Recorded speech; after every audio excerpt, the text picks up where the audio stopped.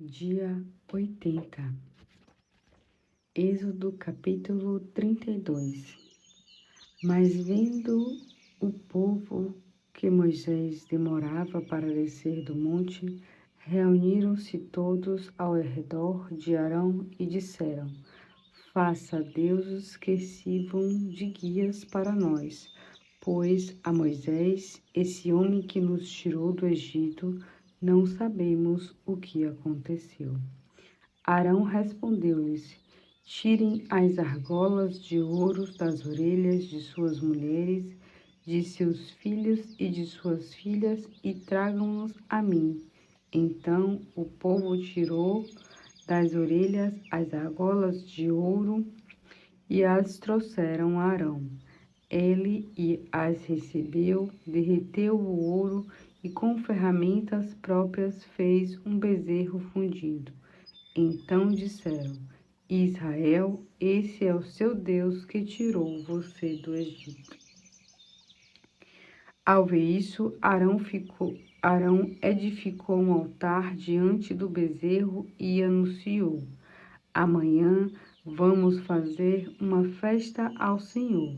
No dia seguinte, todos levantaram cedo e ofereceram ofertas queimadas e ofertas de paz ao bezerro de ouro. O povo assentou-se para comer e beber e levantou-se para se divertir. Então o Senhor disse a Moisés: Desça, pois o povo que você tirou do Egito corrompeu-se e depressa se desviou do caminho que eu havia ordenado. Fez um bezerro de ouro fundido e lhe ofereceu culto e ofereceu sacrifícios a ele. Além disso, o povo diz: Israel, este é o seu Deus que tirou você do Egito. O Senhor disse mais a Moisés: Tenho percebido que este povo é um povo rebelde. Agora deixe-me sozinho para que a minha ira se acenda sobre eles e eu o destruirei. Depois farei de você uma grande nação. Mas Moisés implorou ao Senhor, seu Deus. Senhor, disse ele, por que ficar indignado assim com o seu povo que o Senhor tirou da terra do Egito, com grande poder e forte mão? Por que deixar os egípcios dizer, foi com a má intenção que os tirou para matá-los nos montes e para bani-los da face da terra? Volte atrás, eu peço, e apague a sua indignação. Tenha piedade e desista de fazer este terrível mal ao seu povo. Lembre-se dos seus servos Abraão, Isaque e Israel, aos quais jurou pelo seu nome. Multiplicarei os seus descendentes como as estrelas do céu, e darei a eles todas essas terras que prometi a eles e os seus descendentes. Herdarão esta terra para sempre. Então o Senhor desistiu do mal que faria ao povo. Moisés desceu do monte, levando nas mãos as 2 tábuas da lei, as tábuas escritas de ambos os lados, frente e verso. Deus mesmo tinha feito as tábuas. O que nelas estavam gravado também fora escrito por Deus. Quando Josué ouviu o barulho do povo gritando, disse a Moisés: Parece que há um barulho de guerra no acampamento.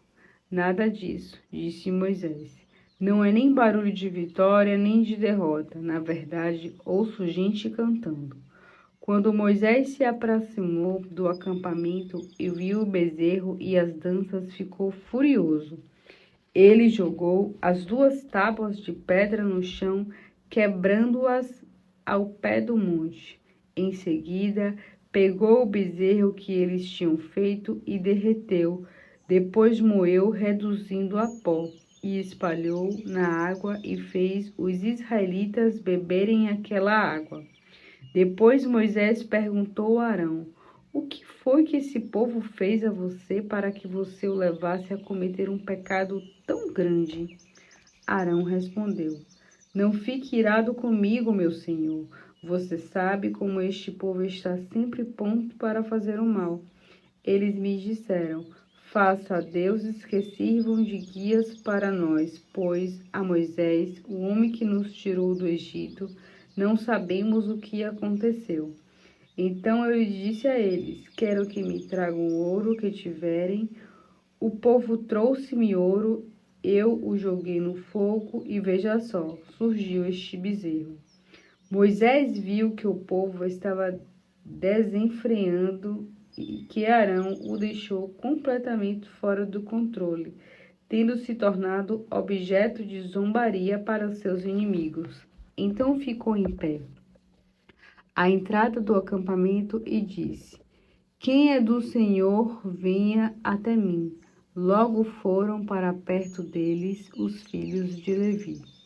Disse Moisés a eles: assim diz o Senhor, o Deus de Israel: pegue cada um a sua espada, percorra o acampamento de ponta a ponta e de volta de porta em porta, e mate cada um o seu irmão e o seu amigo e o seu vizinho.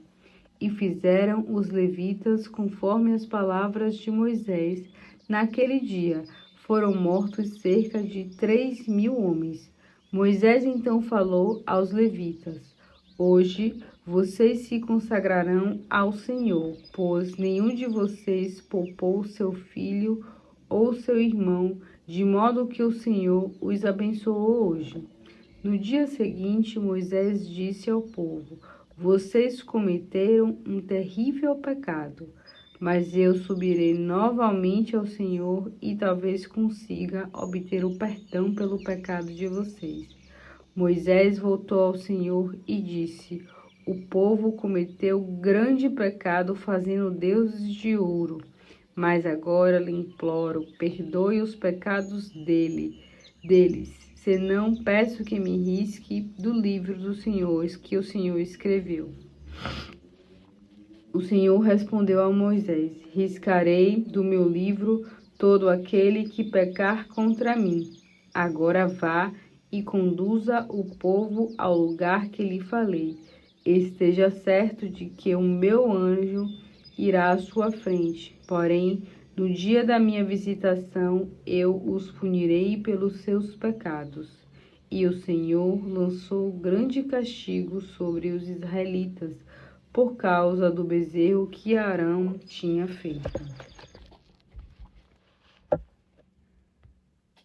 João, capítulo 11.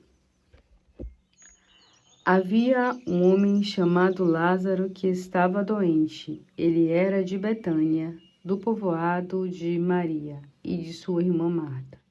Maria, sua irmã, era aquela que derramou perfume caro nos pés de Jesus e depois enxugou-os com os cabelos. Por isso, as duas irmãs mandaram um recado a Jesus, dizendo: Senhor, o amigo que o Senhor ama está doente. Mas, quando Jesus ouviu isso, disse: a propósito da doença dele, não é a morte, mas a glória de Deus, para que o Filho de Deus seja glorificado por meio dessa doença. Jesus amava Marta, Maria e Lázaro. No entanto, ele ainda ficou mais 2 dias onde estava, depois de receber notícias de que Lázaro estava doente. Só depois disso, disse a seus discípulos: vamos voltar para a Judeia. Porém, os discípulos disseram: Mestre, apenas uns dias os líderes judaicos tentaram apedrejar o Senhor, e assim mesmo deseja voltar para lá? Jesus respondeu: há 12 horas de luz do sol todos os dias, e durante de cada hora do dia um homem pode andar com segurança sem tropeçar. Só à noite é que há o perigo de tropeçar por causa da escuridão. Depois ele disse: nosso amigo Lázaro adormeceu, mas eu vou despertá-lo. Seus discípulos responderam: Senhor, se ele dorme, isto quer dizer que está bem. Eles pensavam que Jesus falava do repouso do sono, Mas, na verdade, Jesus tinha falado da morte de Lázaro. Então ele disse claramente: Lázaro está morto, e por causa de vocês alegro-me de que eu não estivesse lá, porque isso vai ser mais uma oportunidade para que vocês creiam. Venham, vamos até ele. Então Tomé, apelidado de Dídimo, disse aos outros discípulos: Vamos até lá para morrermos com o Mestre. Quando eles chegaram a Betânia, disseram-lhes que Lázaro já estava no sepulcro havia 4 dias. Betânia ficava a cerca de 3 quilômetros de Jerusalém, e muitas pessoas vieram visitar e consolar Marta e Maria pela perda do irmão. Quando Marta recebeu a notícia de que Jesus estava chegando, foi ao encontro dele, porém Maria ficou em casa. Marta disse a Jesus: Se o Senhor estivesse aqui, meu irmão não teria morrido. Porém, eu sei que, mesmo assim, Deus lhe dará tudo o que o Senhor pedir a ele.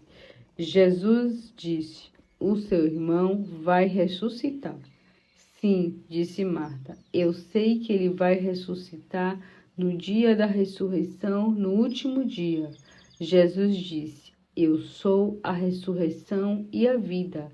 Todo aquele que crê em mim, mesmo que morra, viverá, e quem vive e crê em mim não morrerá eternamente. Você crê nisto, Marta? Sim, Senhor, disse ela. Eu creio que o Senhor é o Cristo, o Filho de Deus que devia vir ao mundo. Nisto, ela deixou Jesus voltar para casa e, chamando Maria separadamente, disse: O Mestre está aqui e quer falar com você. Então Maria levantou-se imediatamente e foi ao encontro dele. Jesus tinha ficado fora do povoado, no lugar onde Marta havia se encontrado com ele. Quando os judeus que estavam na casa procurando consolar Maria viram que ela saía depressa, pensaram que estivesse indo ao sepulcro de Lázaro para chorar. Eles a seguiram. Ao chegar ao lugar onde Jesus estava, vendo Maria, caiu aos pés dele, dizendo: Se o Senhor estivesse aqui, meu irmão não teria morrido. Quando Jesus viu Maria chorar e os judeus também, ficou muito perturbado e comovido. Onde está o sepulcro? Perguntou. Eles disseram: Venham ver, Senhor. Jesus chorou. Então os judeus disseram: Vejam como ele o amava. Mas alguns deles diziam: Ele que curou um cego, por que não pôde impedir este homem de morrer? E outra vez Jesus ficou muito comovido. Nisso chegaram ao sepulcro. Era uma gruta com uma pedra pesada fechando a entrada. Tirem a pedra, disse Jesus. Porém, Marta, a irmã do morto, falou: Mas o mau cheiro será terrível, porque ele já está morto há 4 dias. Eu já não disse que se você cresce veria a glória de Deus? Disse Jesus. Então tiraram a pedra para um lado. Foi quando Jesus levantou os olhos ao céu e disse: Pai, graças dou ao Senhor porque me ouviu. Eu sei que o Senhor sempre me ouve, mas eu disse isso por causa destas pessoas que se encontram aqui, para que creiam que o Senhor me enviou. Então Jesus gritou bem alto: Lázaro, venha para fora. E Lázaro saiu, preso, com faixas de linho nas mãos e nos pés e com o rosto envolta num pano. Jesus disse: Desamarrem as faixas, deixem-no ir. Assim, muitos dos judeus que estavam com Maria e viram isso acontecer creram nele. Porém, alguns saíram, foram aos fariseus e contaram o que Jesus tinha feito. Então os sacerdotes principais e os fariseus convocaram uma reunião no Sinédrio. O que vamos fazer? Perguntavam uns aos outros, pois este homem evidentemente faz milagres. Se nós os deixarmos em paz, todos crerão nele, e então o exército romano virá para tirar tanto o nosso lugar como a nossa nação. Então o deles, Califas, que era o sumo sacerdote naquele ano, disse: Vocês não sabem? Será que não entendem que é melhor que morra só este homem pelo povo do que deixar que morra uma nação inteira? Essas palavras não veio dele mesmo, mas na qualidade de supremo sacerdote, ele profetizou que Jesus morreria pela nação, e não somente por aquela nação, mas por todos os filhos de Deus espalhados ao redor do mundo, para reuni-los num povo. Por isso, daquele dia em diante, os líderes judaicos começaram a planejar a morte de Jesus.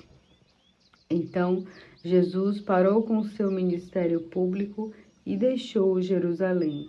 Foi para próximo do deserto, no povoado de Efraim, onde ficou com seus discípulos.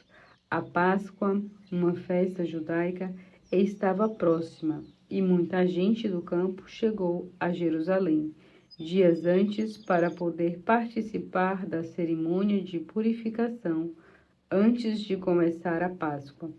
Eles queriam ver Jesus e nas conversas no templo perguntavam uns aos outros: Que acha? Será que ele vem para a festa da Páscoa? Enquanto isso, os sacerdotes principais e os fariseus tinham anunciado publicamente que qualquer um que soubesse onde estava Jesus devia denunciá-lo imediatamente para que fosse preso.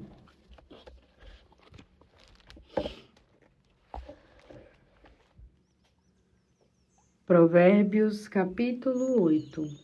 Ouça, você não está ouvindo a sabedoria chamar?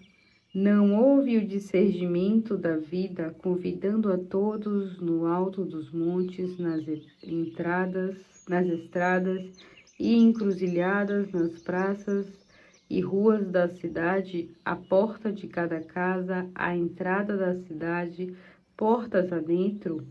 Ouçam bem o que ela diz. Escutem bem, homens, eu clamo. A todos levanto a minha voz. Vocês, inexperientes, procurem entender a prudência. Vocês, tolos, a verdade, verdadeira compreensão. Ouçam, porque os meus conselhos são valiosos e muito importantes, e todos eles são verdadeiros e justos. Sim, eu lhe anunciarei a verdade, porque eu detesto a mentira e a maldade. Todos os meus conselhos são justos, não há neles a menor mentira ou maldade. Aqueles que têm discernimento entendem minhas palavras e percebem que elas são absolutamente certas. Prefiram a minha instrução, a prata e o meu conhecimento ao ouro mais puro, pois a sabedoria vale mais que pedras preciosas. Vocês podem imaginar qualquer tipo de riqueza, mas isso não pode se comparar com o valor da sabedoria. Eu sou a sabedoria, o meu companheiro é o bom senso. Tenho o conhecimento que vem com os conselhos. Temer o Senhor significa odiar o mal, por isso eu, a sabedoria, odeio o orgulho e a arrogância, o mau caminho e todo tipo de falar perverso. O conselho e a verdadeira sabedoria me pertencem. Eu possuo o entendimento e a verdadeira força, e é por meu intermédio que os reis governam, os juízes julgam com justiça. Sim, por meio de mim governam os nobres, todos os juízes da terra. Amo todos os que me amam, quem me procura sempre me encontra. Eu possuo riquezas e honra, prosperidade e justiça sem fim. O que ofereço vale mais do que ouro puro. O que ofereço é mais precioso do que a prata fina. Meus caminhos são retos, são caminhos de justiça. E quem me ama receberá muitas riquezas. Encherei os cofres de quem me segue. Eu estava junto com o Senhor quando Ele criou o universo. Já existia antes da criação do mundo, antes de suas obras mais antigas. Fui formada desde a eternidade, desde o princípio do tempo, antes de existir a terra. Eu já existia, quando ainda não havia abismo, antes da criação das fontes e nascentes de água, antes de serem formadas as grandes montanhas e as colinas, eu já existia. O Senhor ainda não havia criado a terra, os campos e planícies, nem mesmo o pó da terra. Eu já existia. Eu estava junto dele quando criou o céu e traçou a linha do horizonte sobre a superfície do abismo. Quando formou as nuvens para a chuva em cima e estabeleceu as fontes do abismo, quando criou os limites do mar para que as águas não desaparecessem, a sua ordem, quando colocou os alicerces da terra. Eu estava junto com o Senhor e fui o seu arquiteto. Nós éramos uma constante alegria um para o outro, e eu tinha grande prazer com o mundo que ele criou e a humanidade que morava nele.